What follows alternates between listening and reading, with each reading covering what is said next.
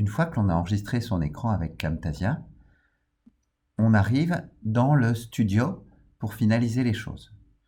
On va pouvoir faire deux choses à partir de ce qui a été fait. On va pouvoir découper et supprimer des éléments. On pourra aussi rajouter ce que l'on appelle des callouts, des zones de texte, des flèches ou des encadrements pour pouvoir enrichir notre contenu avant de le produire. Nous allons voir ça très rapidement. Tout d'abord, on remarque sur la gauche ce que l'on appelle le clip bin, c'est-à-dire l'endroit où l'on a tous les éléments qui vont nous servir. En dessous, on va retrouver les différentes pistes qui vont venir s'additionner sur le contenu.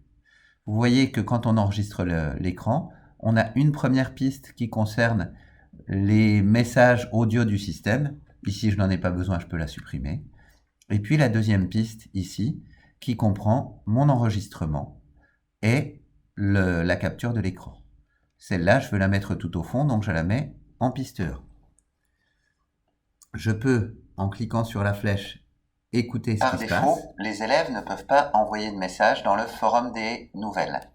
Mettons que je veuille enlever une partie. Je vais cliquer sur le bouton Split qui me permet de découper.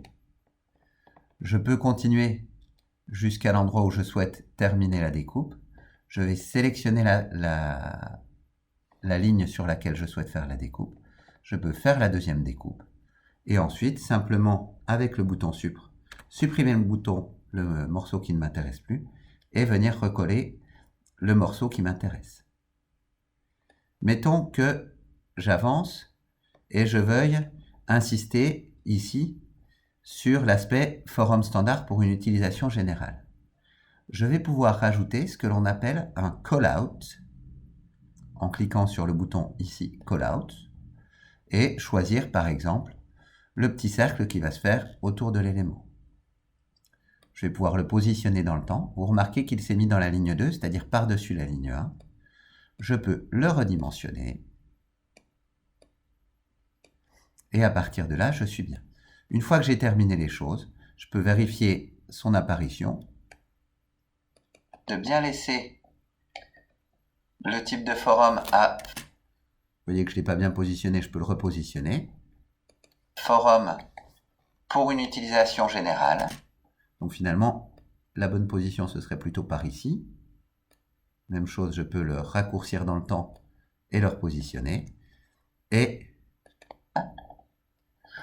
on va activer deux réglages.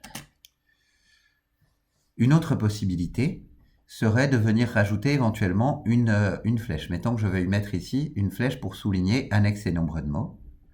Je vais désélectionner, vous voyez la zone qui est en bleu du callout pour pouvoir en choisir un autre. Mettons que je veuille une flèche, allez, celle-là va bien me convenir. Je choisis cette flèche-là, dont je peux changer la couleur. Je peux la retourner, alors vous voyez, c'est vers le centre pour la retourner. La redimensionner, mettons que je veuille une flèche beaucoup plus petite. La positionner. Choisir la durée de la flèche. Et à partir de là, réglage.